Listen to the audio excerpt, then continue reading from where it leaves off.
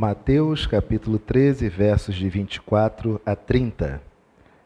Leamos todos juntos a uma só voz.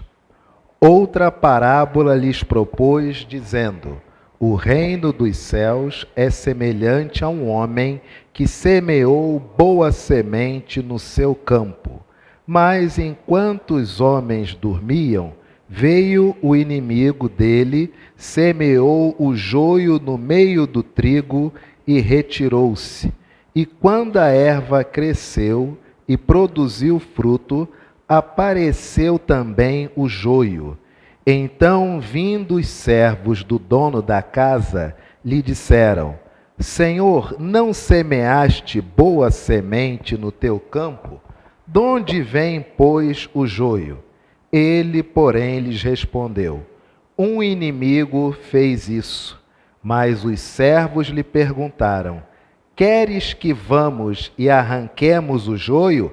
Não, replicou ele, para que, ao separar o joio, não arranqueis também com ele o trigo.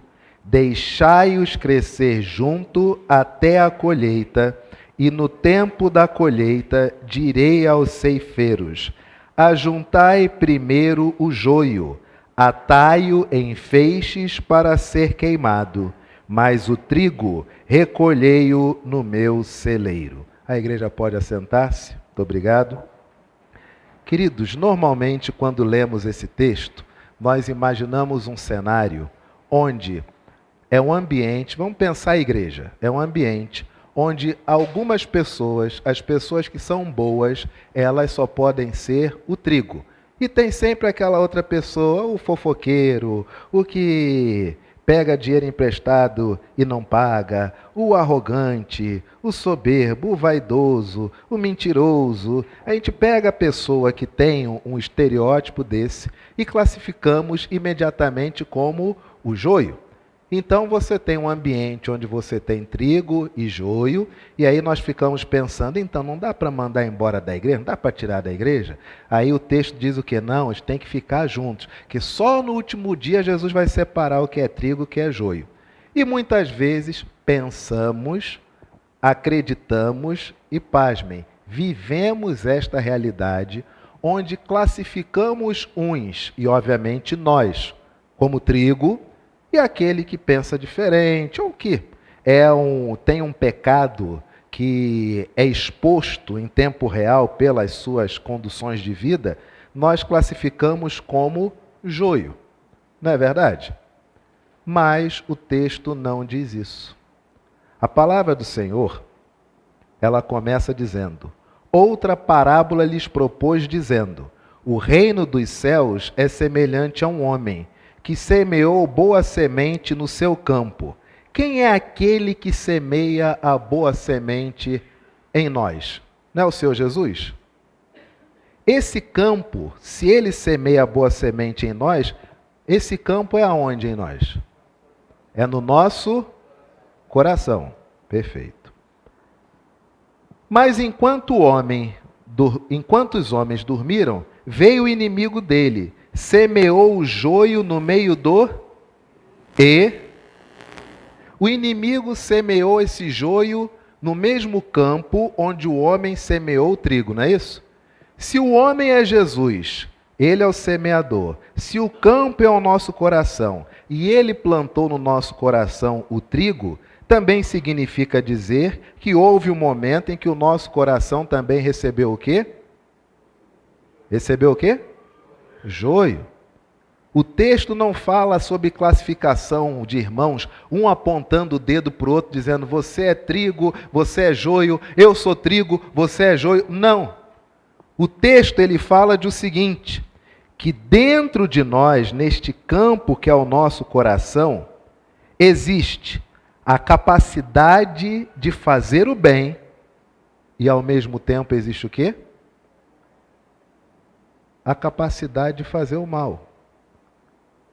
O evangelho todo é relacionado ao homem para dentro de si.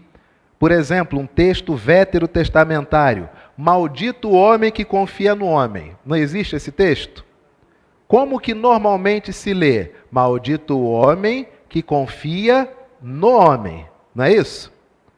Só tem um problema. Se você for viver dessa forma, você não pega Uber, não pega ônibus, não entra em elevador, você não vai no dentista, não vai no médico, não vai no psiquiatra, não manda fazer óculos, não acredita no exame de sangue, porque se maldito é o homem que confia no homem, você deve confiar então em quem? E dá para viver assim? Maldito é o homem que confia no homem. Quando eu coloco a minha confiança em mim, tem um problema. Não é maldito o homem que confia em outro homem. Tenta não confiar em outro homem para tu ver se tu vive. Não confia mais no teu pai. Não confia mais no teu filho. Não confia num tio. Esse é o normal de viver? Maldito o homem que confia em si mesmo. É a mesma coisa esse texto. Nós temos aqui a palavra do Senhor, que mais à frente no seu tempo, a nossa confissão de fé, no capítulo 6, seção 5, diz: esta corrupção da natureza humana, permanece durante esta vida, mesmo naqueles que são regenerados. E embora seja ela perdoada e amortecida por Cristo, todavia, tanto ela como todos os seus impulsos são verdadeira e propriamente pecado. Em outras palavras, em nós há a capacidade de fazer o bem, e no mesmo local reside a capacidade de fazer o mal. E aí, o texto, no seu original, no verso de número 25, mas enquanto os homens dormiam, veio o inimigo dele, semeou o joio no meio do trigo, semeou um joio, termo original, zizânia. A zizânia era classificada naquela época como um falso trigo. E a zizânia e o trigo, elas são visivelmente indistinguíveis, mas debaixo da terra elas se entrelaçam, as raízes se entrelaçam e elas compartilham a mesma terra, a mesma água e a mesma estrutura para crescimento. Em outras palavras, no nosso coração, você tem vontade de fazer o bem. Mas ao mesmo tempo que você tem vontade de fazer o bem, este bem que você faz, você mesmo tem a capacidade de fazer dele um mal. Exemplo, entregar um prato de comida para quem tem fome, isso é bem? É bem ou não? Bater a sua foto fazendo isso e espalhar para que todos saibam que você é bom, isso é bem? Isso é o quê? Mas não é o mesmo ato? Zizânia. O mesmo corpo, o mesmo ato, a mesma vontade, mas ao mesmo tempo, de um ato bom, a capacidade de transformá-lo em algo mal. Zizânia. É o joio que cresce junto ao trigo e compartilha o mesmo solo, a mesma água, compartilha a mesma estrutura de raízes e o mesmo sol. E aí, dá-se a entender, então, agora nós sabemos, por que os homens perguntam, verso 27, Senhor, não semeaste boa semente no teu campo? De onde vem, pois, o joio? Verso 28, ele, porém, lhes respondeu, um inimigo fez isso. Mas os servos lhe perguntaram, queres que vamos e arranquemos o joio? Essa não é a nossa vontade? Ah, se eu não pudesse mais pecar. Ah, se eu pudesse arrancar de mim esse velho homem que me manda fazer as determinadas coisas, que há décadas eu luto com Deus dizendo, Senhor, não quero fazer, Senhor, não posso ser escravo desse meu desejo, dessa minha vontade, eu reconheço que é pecado, meu Deus, se pudesse tirar isso de mim, se fosse possível arrancar isso, e nós começamos a dizer, meu Deus, por que a gente peca? Por que somos pecadores? Por que Deus permite que haja o mal? Por que as coisas acontecem como acontecem? Zizânia. E os homens perguntam, se essa zizânia, esse falso trigo, compartilha o mesmo solo, bebe da mesma água e se entrelaçam as raízes, não pode ser arrancado. Porque se você arranca o que é mal, você também traz consigo aquilo que é o quê? Ora, como saber então o que é bom e o que é mal? Se não dá para separar um do outro. Primeiro,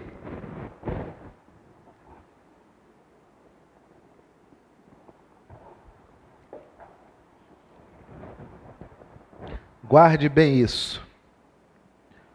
O cego Bartimeu, o leproso que foi curado por Jesus, o cego e esse leproso, eles eram pessoas boas? Eram? Tem alguma coisa escrita na Escritura, na Bíblia, que os desabone? Eles eram pessoas boas?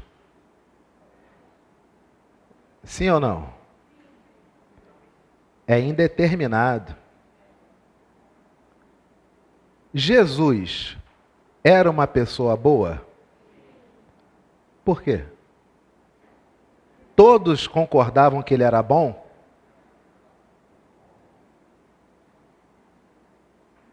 Então por que ele era bom?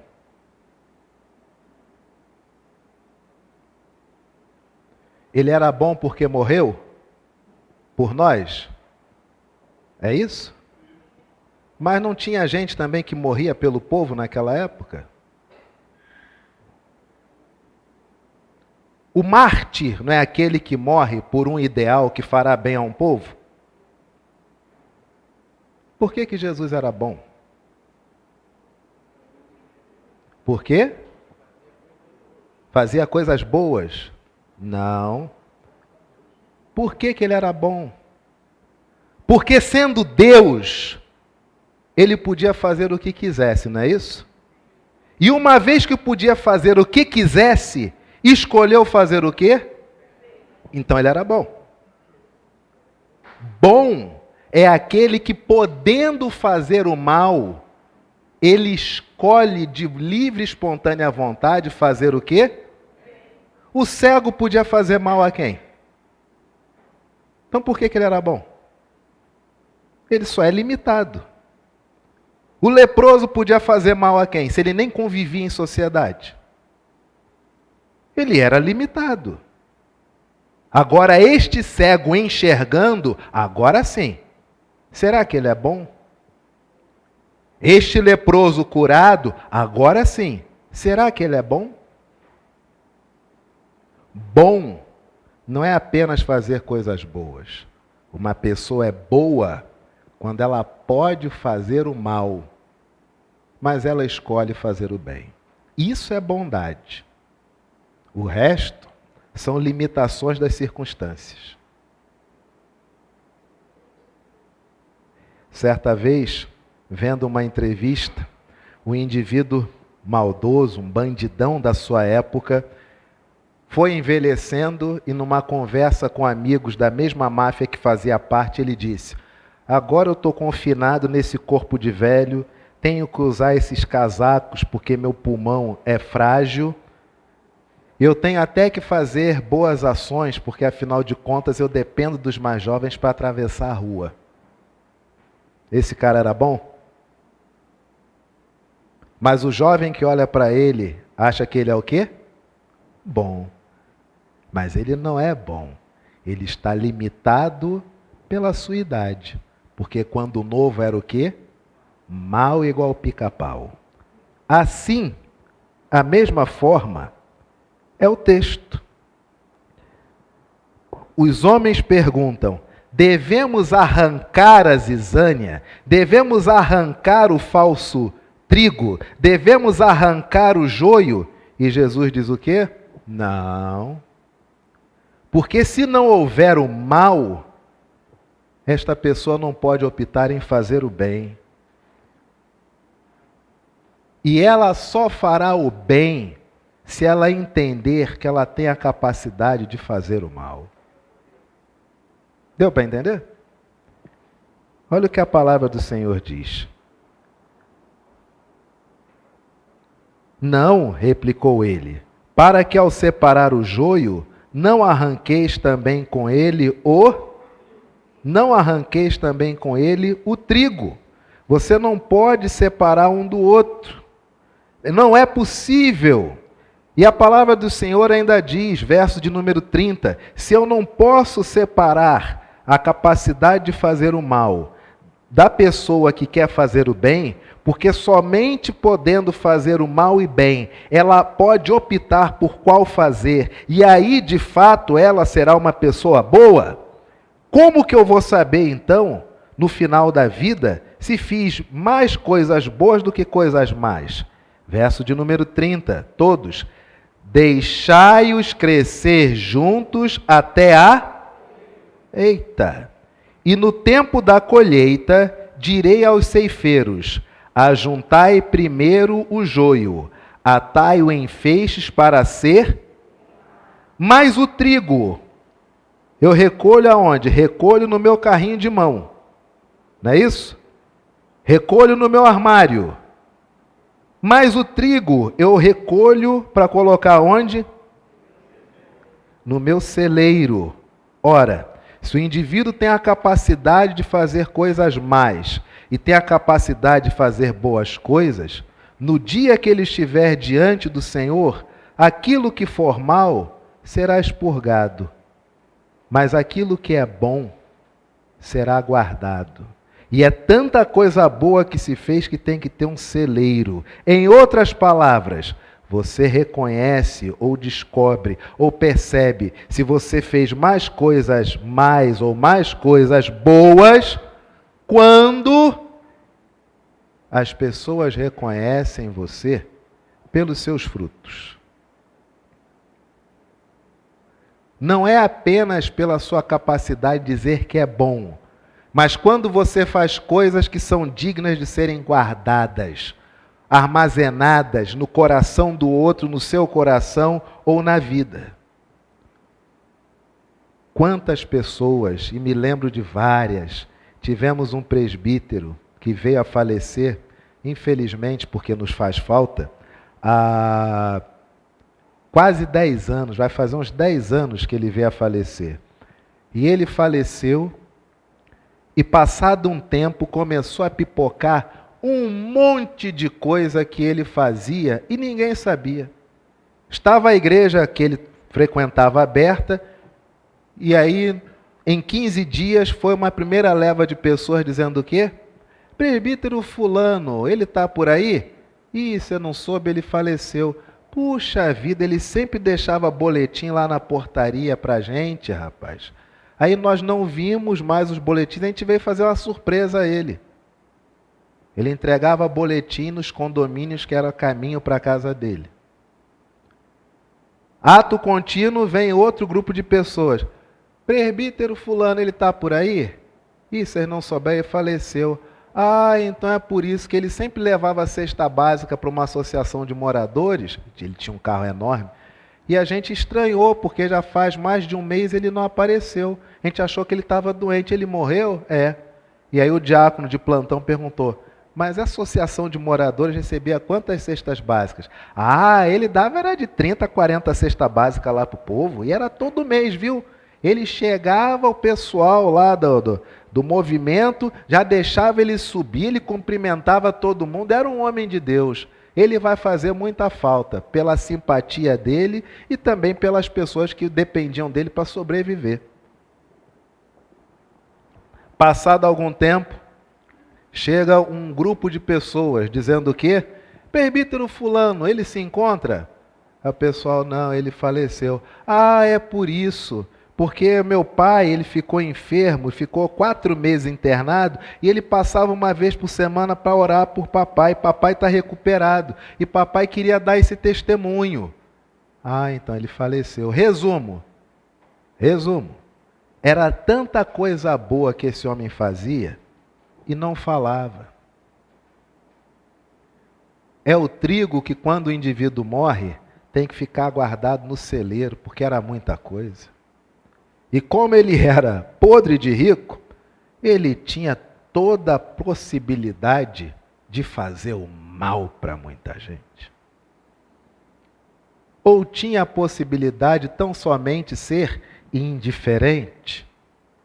Poderia ficar naquele discurso: se eu era pobre, trabalhei e fiquei rico, que o outro trabalhe e fique rico também. Poderia, não estaria mentindo. Mas escolheu o caminho da bondade. Isso fazia dele uma boa pessoa. E os frutos dele ficaram guardados e armazenados. E quando ele veio a falecer, esses frutos afloraram. Joio e trigo crescem juntos. Você não pode arrancar do seu coração o mal. Mas santificação é isso. É sabendo que você pode fazer o mal, você opta de livre e espontânea vontade em fazer o quê? O bem. Amém, igreja?